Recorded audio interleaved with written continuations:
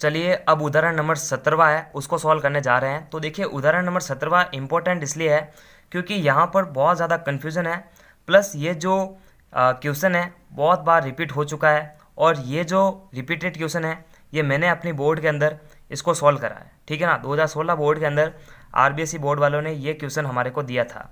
तो यहाँ पर दोस्तों ये किस तरह से करना है, इसको थोड़ा सा हमको हमको जो है कॉमन सेंस का यूज़ करते हुए इसको सॉल्व करना है, ठीक है। तो देखो क्वेश्चन को थोड़ा पढ़ते जाओ और यहाँ पर जो डायग्राम बन रखा है उस पर फोकस करते जाओ, तो ये क्वेश्चन बहुत ही सिंपल लगेगा।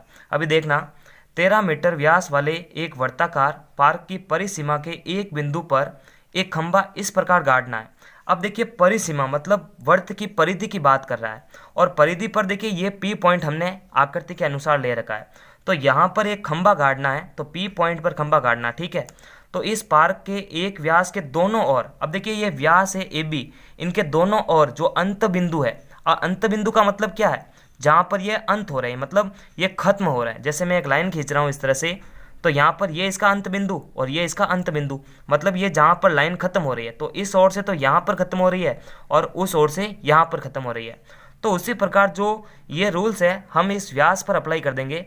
तो ये जो व्यास है ना, ये हम व्यास पर देखिए ए बी एक व्यास है और ए पर भी एक फाटक लगी हुई है और बी पर भी एक फाटक लगी हुई है। तो ये ए और बी जो है अंत बिंदु है और ए और बी से खंबे की दूरियों का जो अंतर है, अब देखिए खंबा यहाँ पर पी बिंदु पर है, तो मैं यहाँ पर देखो डिनोट करता हूँ इसको, मैं यहाँ पर मैं लिख रहा हूँ खंबा, ठीक है। खंबा जो है वो इससे और इससे, इन दोनों अंत बिंदु से जो है इनकी जो दूरियों का अंतर है वो 7 मीटर है।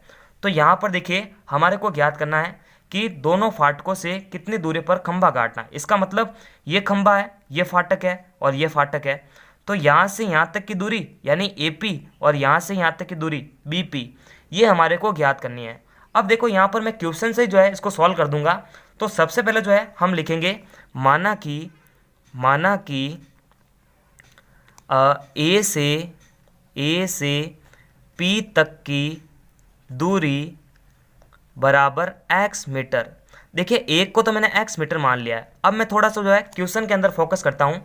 ये कह रहा है कि दोनों खंभों की जो दूरियां है यानी खंभे से फाटक की जो दूरियों का अंतर है वो 7 मीटर है। अब यहाँ पर देखो मैं इस तरह से लिख सकता हूँ इसको, प्रश्नानुसार देखो लैंग्वेज लिखने का एक तरीका होता है, हम जो है इसको डायरेक्ट कर देते हैं तो फिर एग्जामिनर को इतना समझ में नहीं आता, उसको लगता है कि आपने चीटिंग करके लिख दिया होगा। तो सारे कारण यहाँ पर लिखने हैं ताकि जो एग्जामिनर होता है उसको पता लगे कि आपने जो है क्वेश्चन को समझते हुए सारा बेसिक नॉलेज इसमें लिखते हुए इसको सॉल्व करा है। तो यहाँ पर मैं लिखूंगा प्रश्नानुसार ए और बी से, क्योंकि देखिए क्वेश्चन के अंदर लैंग्वेज लिख रखी है, बी से खंबे की दूरियों का अंतर जो है वो 7 मीटर है।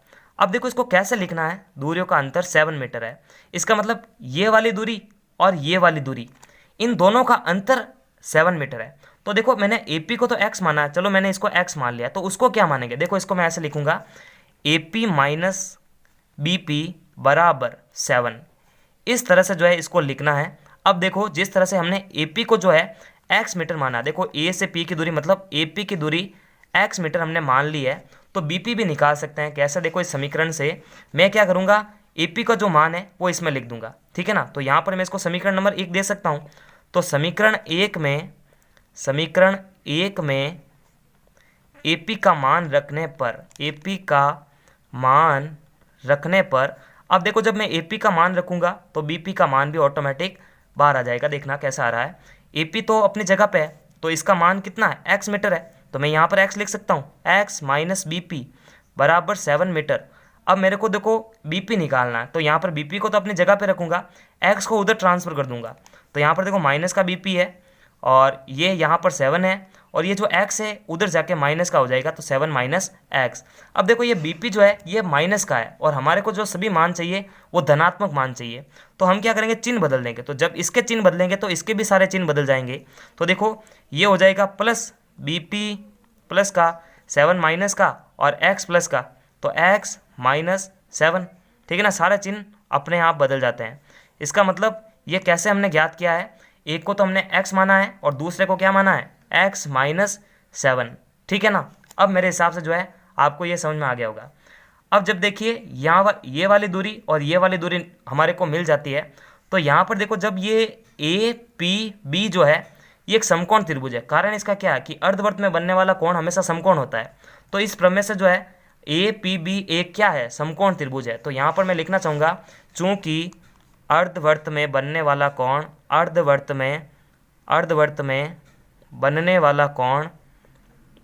वाला कोण समकोण होता है, बनने वाला कोण समकोण होता है। तो समकोण से तो ए पी और बी जो है वो 90 डिग्री है। और जब समकोण त्रिभुज की बात आती है तो यहाँ पर हमेशा पाइथागोरस प्रमेय यानी पीटीओ थ्योरम लगता है। तो यहाँ पर मैं लिख सकता हूँ पीटीओ थ्योरम से या फिर प्रमेय से अब क्या होता है ये कि कर्ण स्क्वायर बराबर लंब स्क्वायर प्लस आधार स्क्वायर। तो यहाँ पर देखो कर्ण कौन सा है, ये बड़ा वाला जो व्यास है वो कर्ण है। देखो यहाँ पर मैं एक बार क्लियर कर देता हूँ आपके, ये भी तो यहाँ पर कर्ण मानेंगे, ये यहाँ पर लंब हो गया और ये यहाँ पर आधार हो गया। तो उसी फॉर्मूले का यूज करेंगे। तो कर्ण स्क्वायर मतलब 13 का स्क्वायर बराबर लंब स्क्वायर है x-7 का स्क्वायर, और आधार जो है यहाँ पर वो है AP जिसको हमने x माना, तो x का स्क्वायर। अब यहाँ पर जो सरसमीका लग रही है वहाँ यहाँ पर अप्लाई कर देनी है, ठीक है। तो यहाँ पर देखो x-7 मतलब a-b का होल स्क्वायर लग रहा है। तो यहाँ पर देखो 13 का जो स्क्वायर हो जाएगा वो 169 हो जाएगा। यहाँ पर a-b का होल स्क्वायर, तो x का स्क्वायर माइनस 2 7 14 यानी 14x plus 7 7 49 plus x square. अब जो समान पद है उनको जोड़ दीजिए और असमान पद है उनको वहीं पर रखना है। तो यहाँ पर देखो एक्स स्क्वायर प्लस का तो प्लस प्लस दोनों हो जाएंगे जुड़ के 2x स्क्वायर। तो देखो 169 तो अपनी जगह पे है, 2x स्क्वायर माइनस का 14x और प्लस का 49। अब देखो यहाँ पर थोड़ी सी कन्फ्यूजन क्या है कि हम यहाँ पर क्या करेंगे, ये जो कांस्टेंट है ना ये उसको उधर ट्रांसफर कर देंगे। तो यहाँ पर देखना ये 169 इधर आ जाएगा। अब ये जब प्लस का है तो उधर आके माइनस का होगा। तो यहाँ पर देखो 2x square minus 14x plus का 49 और ये इधर आके माइनस का 169 होगा, बराबर में 0 हो जाएगा। अब देखो यहाँ पर x स्क्वायर तो फ्री वाला पद है, x वाला पद भी फ्री है, लेकिन ये जो कांस्टेंट है अभी भी सॉल्व नहीं हो रहा है। तो इनको सॉल्व करेंगे। तो देखो 2x स्क्वायर माइनस का 14x, अब देखो 169 में से जो है 49 बार आ जाएगा और माइनस का चिन्ह लगेगा।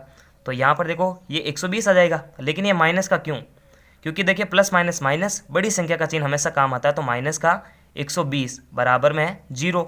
अब देखो यहाँ से जो है 2 कॉमन ले सकता हूँ। कभी भी आप समीकरण को सॉल्व कर रहे हैं और कोई चीज़ बाहर कॉमन आ रही है तो उसको और सरल बनाना है। ऐसा क्या होगा कि जो हम कैलकुलेशन करेंगे उसमें हमारे को जो है मतलब हमारे कैलकुलेशन जो है वो इजी हो जाएगी एकदम। तो यहाँ पर मैं 2 कॉमन ले लेता हूँ। तो यहाँ पर अंदर वाला समीकरण क्या बनेगा, एक्स स्क्वायर माइनस का 7x माइनस का 60 बराबर 0। तो देखो यहाँ पर ये 2 इसमें भाग लगेगा तो वो भी 0 हो जाएगा। तो हमारे पास में जो द्विघात की समीकरण आएगी वो क्या आएगी, एक्स स्क्वायर माइनस का 7x माइनस का 60 बराबर 0। ये हमारी जो है द्विघात की व्यापक समीकरण है। अब इसकी जो तुलना है द्विघात के व्यापक समीकरण से करेंगे। तो यहाँ पर जब इसकी तुलना द्विघात के व्यापक समीकरण से करेंगे तो 3 से 4 विधि है x का मान निकालने के लिए, चाहे आप गुणनखंड की विधि का यूज करें चाहे आप श्रीधर आचार्य के सूत्र का यूज करें। तो यहाँ पर जो है सहूलियत रहती है कि सभी छात्र जो है आप श्रीधर आचार्य के सूत्र का यूज करें। तो यहाँ पर मैं इसको लिखना चाहूँगा, इसकी तुलना द्विघात बहुपद समीकरण से करने पर। तो यहाँ पर इसको समीकरण दे सकते हैं 2 नंबर समीकरण। तो समीकरण 2 की तुलना व्यापक समीकरण से करने पर, व्यापक समीकरण मतलब जो नॉर्मल समीकरण हम इसका रूप लिखते हैं, ठीक है ना। तो व्यापक समीकरण से करने पर, तो यहाँ पर व्यापक समीकरण में एक बार लिख देता हूँ ताकि आपको पता लगे, ax square plus bx plus c बराबर 0। तो अब देखो मैं इसको यहाँ पर जो है श्रीधर आचार्य के सूत्र से इसका यूज करता हूँ। तो आप जो है यहाँ पर श्रीधर आचार्य सूत्र लिखो चाहे द्विघात समीकरण सूत्र लिखो, पता लग जाएगा। तो यहाँ पर मैं द्विघाती सूत्र से लिखना चाहूँगा, द्विघाती सूत्र से। तो यहाँ पर देखो क्या होता है द्विघाती सूत्र, x बराबर माइनस का b plus minus B square minus 4ac, B square minus 4ac बट्टा 2a। तो यहाँ पर देखो इसकी कंपैरिजन करो, a इसमें कौन सा है, b इसमें कौन सा है और c इसमें कौन सा है। तो इसके कंपैरिजन कर लेते हैं एक बार और क्या है। तो यहाँ पर मैं एक बार समीकरण लिखता हूँ और a b c की कंपैरिजन करके आपको दिखाता हूँ। तो ax square plus bx plus c, इसकी कंपेयर करेंगे हम x स्क्वायर माइनस का 7x और माइनस का 60। तो यहाँ पर देखो एक्स स्क्वायर का जो गुणांक है वो a का मान है, तो यहाँ पर 1 ही आएगा। बी जो है -7 है और सी हमारे पास में कोई कांस्टेंट है वो है 60, ठीक है ना। तो यहाँ पर ए बी सी के मान हमने निकाल दिया, तो यही मान जो है यहाँ पर अप्लाई कर देंगे।